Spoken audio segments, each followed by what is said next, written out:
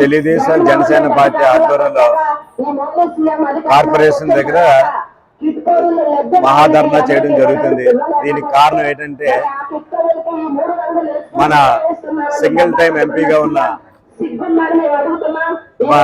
మార్గాని భరత్ గారు ఈసారి ఎమ్మెల్యేగా పోటీ చేస్తున్నారు కదా. ఎమ్మెల్యేగా పోటీ చేసినట్టయితే జనాలు నాయనా నిన్ను ఆవు భూముల్లో 300 కోట్లు 200 కోట్లు దొబ్బేసాం అంటున్నారు కదా, దాని సంగతి ఏంటని అంటారని ఓటుకి వెళ్ళడానికి అడుగుతున్నట్టున్నారు. ఈ మధ్యన డోర్ టు డోర్ వెళ్తున్నారు కదా, దానికి ఏదోటి చెయ్యాలి.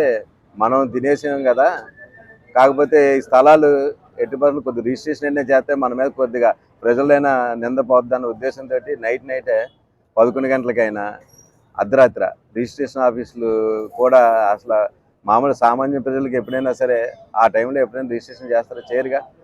మళ్ళీ దానికి అడిగితే కారణం అడిగితేనేమో సర్వర్ సరే ఇప్పుడైతేనే బాగా పనిచేస్తుంది, లేకపోతే లేదని ఏదో వంకలు చెప్పడం అది కారణం. దీని వెనకాతలంతా కారణం ఏంటంటే వీళ్ళ అవినీతి బయట పడుతుంది. అందరికీ తెలిసిన విషయం. ఏదో కోర్టులో ఏదో మసిపూసి మారేడికాయ చేసిన ప్రజల మనసులో ఉంటుంది కదా, ఇది ఎంత దోచేసుకున్నాడు అని. అందులోని ఈ మధ్యన నేను తన అనుచరులతో చెప్తున్నాడంట, ఏంటి నేను 70 కోట్లు ఖర్చు పెట్టేస్తాను అది ఇదని. మళ్ళీ నిన్నటి నుంచే స్టార్ట్ చేశాడంట. మార్గాని ఎస్టేట్లో ఎగ్జిబిషన్ అంట. ఎగ్జిబిషన్ వాళ్ళ టైం అయిపోయింది. అయిపోతే ఈ రోజు నుంచి వార్డులో వాళ్ళకి వాళ్ళ నాయకులతో చెప్తున్నారంట, అందరూ తీసుకురండి నేను ఫ్రీగా చూపిస్తానని. ఇదొక తాయిలు. ఏంటంటే ఇతను ఏదో జిమ్మిక్కులు చేస్తున్నాడు. ఇతను చేసి జిమ్మిక్కులన్నీ ప్రజలంతా గమనిస్తున్నారు. నువ్వు కొట్టేసిన డబ్బులు దానికోసం ప్రజల్ని వేరే దారి మళ్లించడానికి నైట్ నువ్వు రిజిస్ట్రేషన్ చేసావు. ఆ రిజిస్ట్రేషన్ ఎప్పుడు చేయవాలి?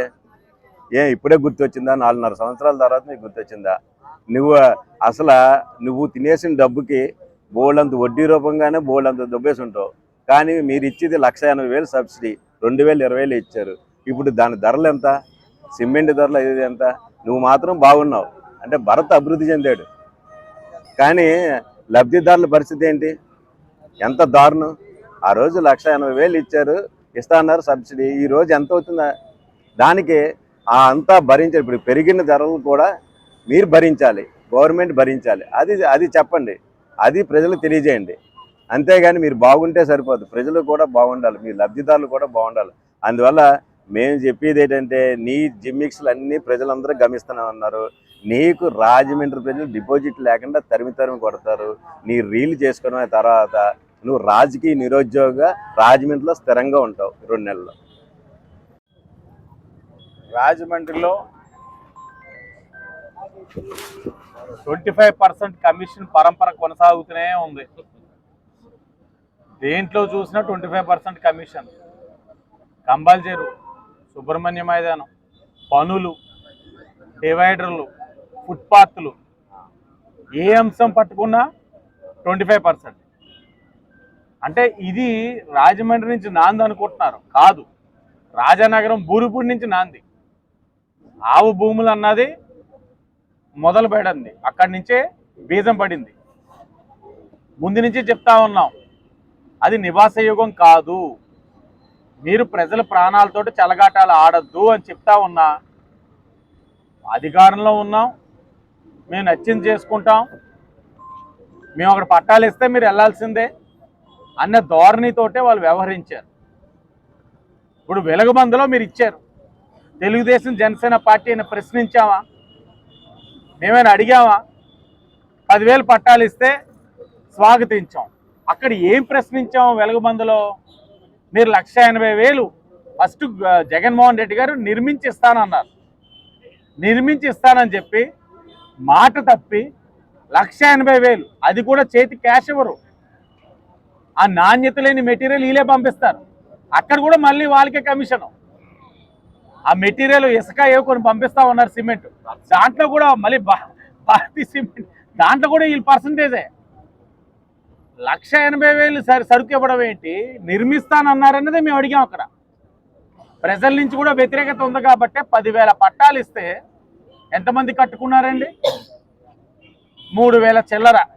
ఎంతమందికి పూర్తయింది ఇల్లు? 100 లోపు.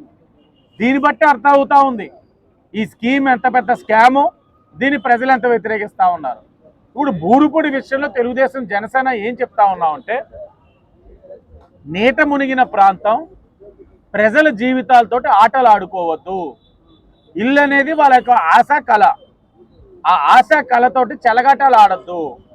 అధికారం ఉంది కదా అని వాళ్ళు మభ్య పెట్టకండి. మీరు ఇవ్వాలని అనుకుంటే, మీకు నిజంగానే మీ సంకల్పం అంత గొప్పదైతే అక్కడ ప్లాటింగ్ వేయండి. ప్లాటింగ్ వేసి రిజిస్టర్ అయిన వాళ్ళు తీసుకెళ్ళి ఇదిగో ఈ ప్లాట్ నీది, ఈ ప్లాట్ నీది అని చూపించమానండి. అంటే నీటి మీద ప్లాటింగ్ వేస్తారా? ఏదైనా కొత్త టెక్నాలజీ కనిపెట్టాడా భరతరామ్? నిన్న మొన్న ఒక ఇంటర్వ్యూలో చూసా, అవును కొద్దిగా ఆవు భూమి ఉందే అంటున్నాడు.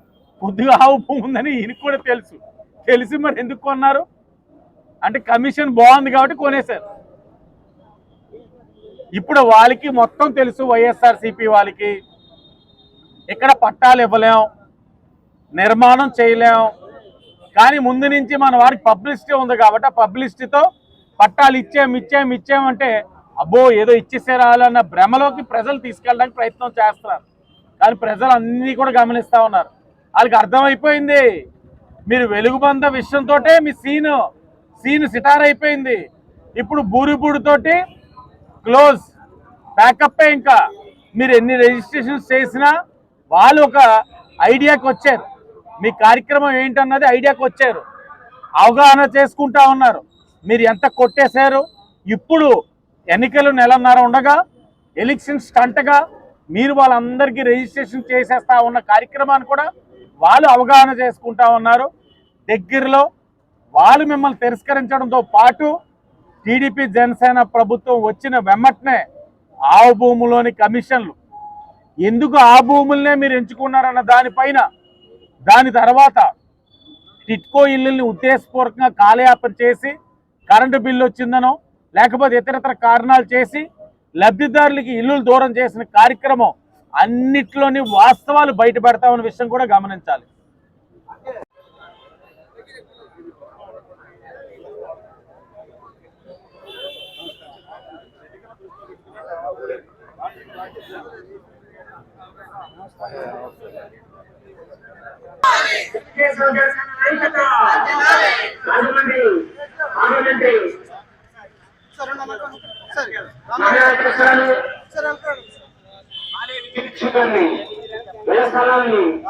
ఉద్దేశించి మాట్లాడుతున్నాను.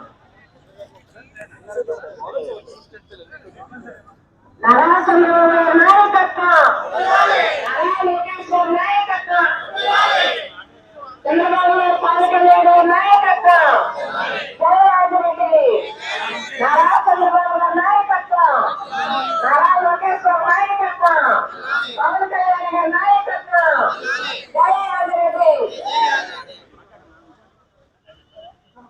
అందరికీ నమస్కారం.